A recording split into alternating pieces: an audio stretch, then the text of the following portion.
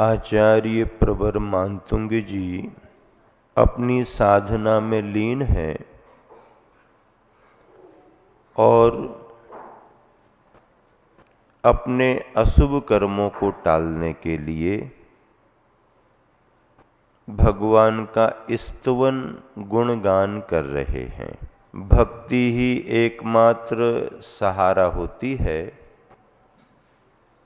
जो मन के विश्वास को भी बढ़ाती है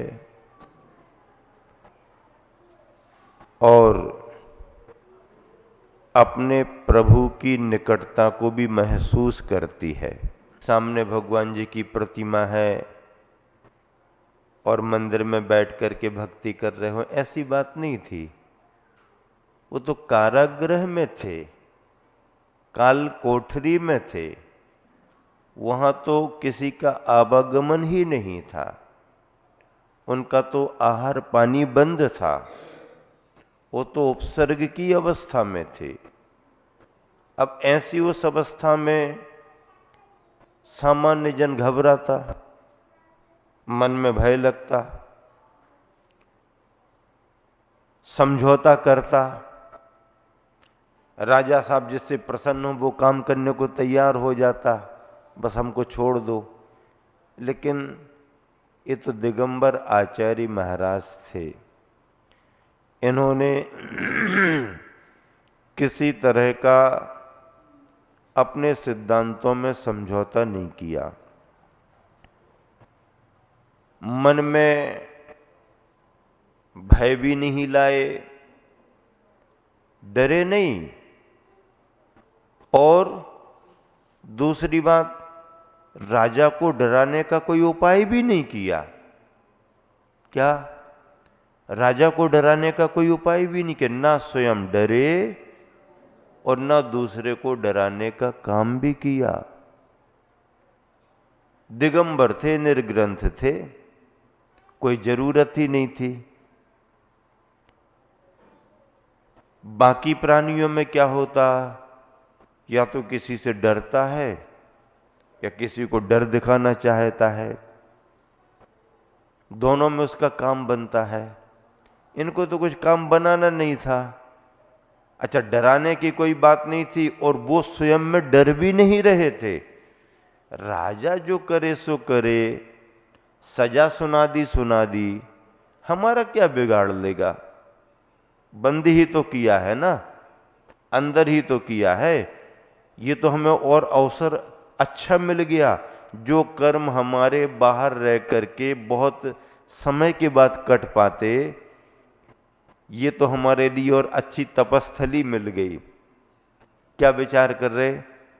ये तो अच्छा किया, हमारे अंदर कुछ ऐसा रहा होगा तभी तो इन्होंने ऐसा किया। अब कर्मों को नष्ट करने का अच्छा अवसर है, भगवान की भक्ति करो। आचार्य प्रवर मानतुंग ने ऐसा काम किया। ऐसा कार्य तो और भी अनेक आचार्यों ने किया जब उनके ऊपर संकट आया। बादीराज आचार्य महाराज का नाम आपने सुना होगा। संकट के समय उन्होंने एक ही भाव स्तोत्र की रचना की थी। आचार्य समंतभद्र महाराज जी पर जब संकट आया था, उस समय वो आचार्य नहीं थे, मुनि भी नहीं थे, मुनि पद छोड़ दिया था, भस्मक व्याधि हो गई थी। उस समय उन्होंने 24 तीर्थंकरों की स्तुति करना शुरू की थी, स्वयंभू स्तोत्र की रचना की स्तुति में। धनंजय कवि बड़े विद्वान थे, उनके बेटे को सर्प ने काट दिया था। घर में सब परेशान थे, ये पूजा कर रहे थे। समाचार मिलने पर भी अब अगर जहर फैल ही गया होगा तो मैं प्रयास करके भी क्या कर पाऊंगा, और अगर कुछ हमारी भक्ति में शक्ति होगी तो इससे अच्छा स्थान और क्या हो सकता है, इससे अच्छे स्थान और क्या हो सकता है। इसीलिए उन्होंने अपनी पूजन प्रारंभ ही रखी। विकल्प भी ज्यादा नहीं किया। वैसे व्यवहारिक दृष्टि से ठीक नहीं माना जाता, घर में इतनी बड़ी घटना घट गई हो और जे पुजारी बने अपने पूजा कर रहे हैं, इनको इतनी भी चिंता नहीं। ऐसा कोई भी कह सकता है। अगर हमको भी मालूम होता, हम उस समय होते तो कहते पंडित जी थोड़ा रुक जाओ, देख आओ, बाद में आकर के पूजा कर लेना। ऐसा थोड़ा रास्ता निकाल भी लेते हैं लोग, वो निकाल भी सकते थे। अगर स्थापना नहीं की है या ऐसा लगे कि ठीक है अभी, तो रास्ता निकालते, लेकिन निकालते तो उनकी पूजा का भाव खंडित हो जाता। उन्होंने उसे उचित नहीं समझा। जो भाग्य में होगा देखेंगे। अभी भगवान की भक्ति क्यों छोड़ें? उनकी भक्ति ने चमत्कार दिखाया। अपन चमत्कारों पर विश्वास नहीं करते हैं, लेकिन ये जो हुआ, ये चमत्कार नहीं, ये अतिशय था। अतिशय और चमत्कार में अंतर होता है। चमत्कार दिखाए जाते हैं, अतिशय होते हैं। अतिशय दिखाए नहीं जाते, अतिशय होते हैं। चमत्कार दिखाए जाते हैं। दिखाए गए चमत्कार थोड़े समय के बाद खत्म हो जाते हैं, लेकिन एक बार अगर कहीं अतिशय हो गया, फिर वो हमेशा के लिए वहां का प्रभाव बना रहता है। तो ऐसे आचार्य मानतुंग स्वामी ने भक्तामर स्तोत्र की रचना की। पूज्यपाद स्वामी ने, जब उनकी नेत्र ज्योति चली गई थी, दिगंबर आचार्य थे पूज्यपाद स्वामी, जिन्होंने सर्वार सिद्धि ग्रंथ लिखा। फिर क्या करें, अब नेत्र ज्योति ही चली गई, मुनि अवस्था तो है। तो उन्होंने शांतिनाथ भगवान की स्तुति की, शांति अष्टक लिखा, और कहा जाता है कि उन्होंने भगवान की भक्ति करके पुनः नेत्र ज्योति प्राप्त कर ली और खूब लंबा समय निकाला। ऐसे श्लोक नंबर 19 भक्तांबर में, किम सर्वेरीषु शशिनाहिनी विवस्वतावा युष्मन् मुखेन्दु दलितेषु तमः सुनाथ निष्पन्न शालिवन शालिनी जीवलोके कार्यम कियज्जल धरैर जलभार नम्रै। एक साथ मिलकर, किम सर्वेरीषु शशिनानि विवस्वतावा युष्मन्मुखेन्दुदलितेषु तमशुना निष्पन्नशालिवनशालिनि जीवलोके कार्यं कियज्जलधरैर्जलभारनम्रै। नाथ हे स्वामिन, तमहशु अंधकार के, युष्मन मुखेन्दु आपके मुखचंद्र द्वारा, दलितेषु नष्ट हो जाने पर, सर्वऋषु शशिना, शर्विरी रात्रि, शशिना चंद्रमा, रात में चंद्रमा से, व अथवा अहनी विवस्वता, अन्ही यानी दिन, विवस्वता यानी सूर्य, दिन में सूर्य से किम क्या प्रयोजन है? एक भाव प्रकट किया और फिर क्या उदाहरण दे रहे? निष्पन्न, पके हुए, शालिवन, धान के खेतों से, शालिनी, शोभायमान, जीवलोके अर्थात संसार में, जलभार नम्रई, जल के भार से झुके हुए, जलधरई, मेघों से, कियत कार्यम, कितना काम रह जाता है। भावार्थ, हे प्रभु, जिस तरह संसार में धान के पक जाने पर, चावलों के लिए धान होती ना, और धान पक जाती है, पीली पीली हो जाती है, तो जिस तरह संसार में धान के पक जाने पर जल से भरे बादलों से कोई लाभ नहीं होता।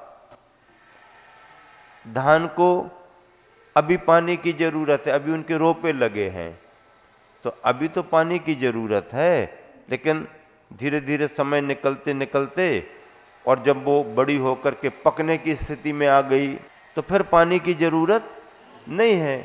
गेहूं पक कर के तैयार हो गया, कटने की स्थिति में है, फिर गेहूं को पानी की जरूरत नहीं है।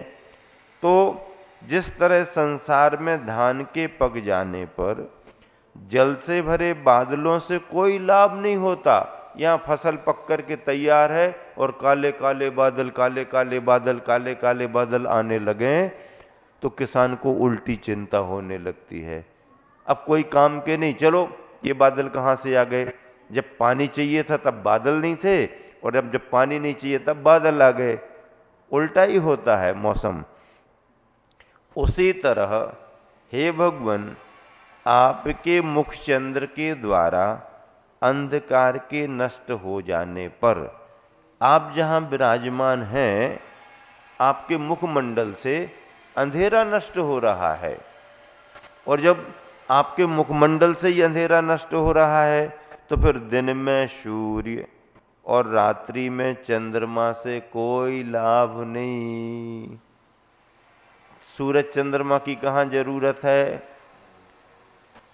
जहां पर अंधेरा है, उजाला करना है, वहां पर चांद सूरज की जरूरत पड़ती है। लेकिन जहां भगवान विराजमान है, भगवान का आभा मंडल बना हुआ है, वहां पर उजाले के लिए चंद्रमा और सूरज की कोई जरूरत नहीं है। कितना बढ़िया भाव प्रकट किया, भगवान की महिमा कैसे बताई। अरे ये चांद सूरज तो वहां जरूरी है जहां की उजाला देने वाला कोई नहीं हो। जहां स्वयं ज्ञानवान भगवान प्रकाश फैला रहे हैं, वहां पर चांद सूरज की जरूरत है। समूह शरण में रात होती ही नहीं, अंधेरा होता ही नहीं। कालखंड के हिसाब से दिन रात का भेद तो चलता है वहां भी, एक पक्ष हो गया, एक महीना हो गया, ये हो गया, वो हो गया। अगर ऐसा नहीं होता तो 66 दिन भगवान की वाणी नहीं खिरी, हम कैसे कह पाते?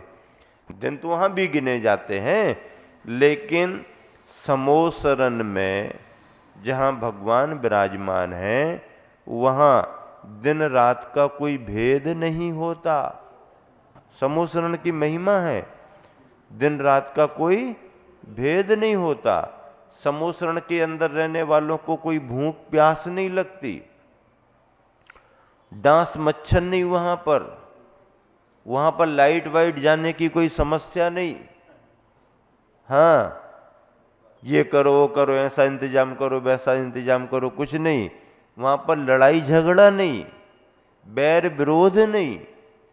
अगर मान लो कोई किसी का बैर भाव भी है और वो समोसरण के अंदर पहुंच गए दोनों जन, तो वहां उन दोनों के परिणाम शांत हो जाते। यहां तक कि सांप और नेवला जो जन्मजात बैरी है, चूहा बिल्ली एक तरह से बैर जैसा है, ये भी अगर जीव एक साथ वहां पर हैं तो दोनों शांत भाव से बैठे रहते हैं। कैसे बैठे रहते हैं? कैसे बैठे रहते हैं? किताब में से देखो, बिना किताब के समझ में नहीं आएगा। देखो किताब में मिलान करो, कहां पर पढ़ा रहे हैं? क्या?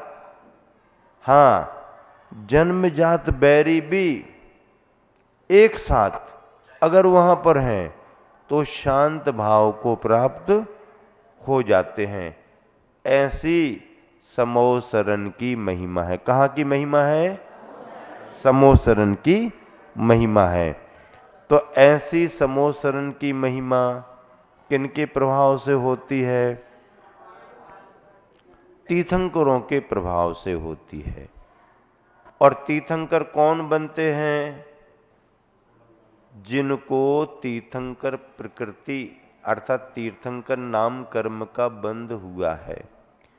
तीर्थंकर नाम कर्म का बंध किसको होता है? जो 16 कारण भावना भाते हैं। कितनी भावना भाते हैं? कितनी भावना भाते हैं? 16। कारण क्यों लगाया? 16 भावना भाते, ऐसा कहना चाहिए ना। 16 भावना भाते हैं, 16 कारण भावना भाते हैं। ये 16 भावनाएं जो हैं ये तीर्थंकर प्रकृति के बंध में कारण हैं। क्या? ये जो 16 भावनाएं हैं जो नाम गिनाए गए हैं, ये भावनाएं तीर्थंकर प्रकृति के बंध में कारण मानी गई हैं। इसलिए 16 कारण भावना, 16 कारण के व्रत भी करते कि नहीं करते? करते हैं ना। हाँ, कोई कोई तीनों बार के करते हैं, कोई कोई अपनी सुविधा अनुसार एक बार के ही करते हैं। ज़्यादातर लोग भाद्रपद वाले करते हैं क्योंकि मौसम ठीक ठाक रहता है। कोई कोई तीनों शाखाओं के करते हैं। रत्नत्रय भी 3 शाखाओं के होते हैं, 10 लक्षण भी 3 शाखाओं के, 16 कारण भी और अष्टानिक भी। करने वाले तीनों का भी करते, नहीं करने वाले एक एक का भी करते हैं। भक्तांबर पढ़ रहे हो तो भक्तांबर के भी व्रत लेना चाहिए। भक्तांबर के नाम पर भी एकासन या उपवास करना चाहिए। कितने करना पड़ेंगे? कितने करना पड़ेंगे? कल्याण मंदिर के करोगे तो 44। कल्याण मंदिर में 44 श्लोक हैं। कल्याण मंदिर के करोगे तो कितने करोगे? 44। भक्तांबर के करोगे तो कितने करोगे? 48।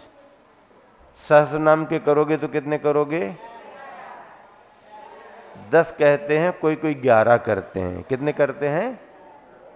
11 है। उपसंहार का करते हैं क्या, या प्रस्तावना का? कुछ भी 10 तो करते ही करते हैं, 10 तो पक्के हैं। एक आध और हो जाए तो बात अलग है, लेकिन 10 तो करते ही हैं। कई जन तत्वार सूत्र के भी करने लगे। तत्वार सूत्र के कितने? 10। वो तो निमित्त बना लेते हैं। व्रत उपवास करने की अपनी भावना है और उतना वो उनका उपवास वगैरह चल जाता, किसी भी ग्रंथ को निमित्त बना लेते हैं।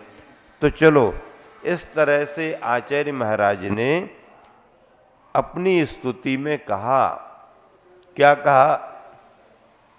कि भगवान आप विराजमान हो तो आपके मुखमंडल से जो प्रकाश मिल रहा है, अब यहाँ पर न किसी सूरज की जरूरत है और न चंद्रमा की जरूरत है। आचार्य मानतुंग कहाँ थे? जेल खाने में बंधे थे। कहाँ थे? जेल खाने में बंधे। तो वहां तो अंधेरा ही अंधेरा था। अब अंधेरे में उजाले की भी उनको जरूरत नहीं, सूरज चंदा की भी जरूरत नहीं। भगवान का ज्ञान उनको दिख रहा था। दोहा देखो कितना अच्छा। 4 पंक्तियां संस्कृत के श्लोक की, और उन 4 पंक्तियों का भाव 2 लाइनों में दोहे में कैसा आया? तम हर तो मुख कामिक्या, निशा चंद्र दिन भान, पकी धान पर अर्थ क्या, झुके मेघ जलवान। नीचे जलवान है तो ऊपर भानु के लिए, भानु यानी सूर्य। अब भानु कहेंगे तो जमेगा नहीं, तो भान कर दिया, भानु को भान, लेकिन अर्थ उसमें निकल आएगा। इस तरह से आचार्य प्रवर ने भगवान आदिनाथ के प्रति स्तुति की।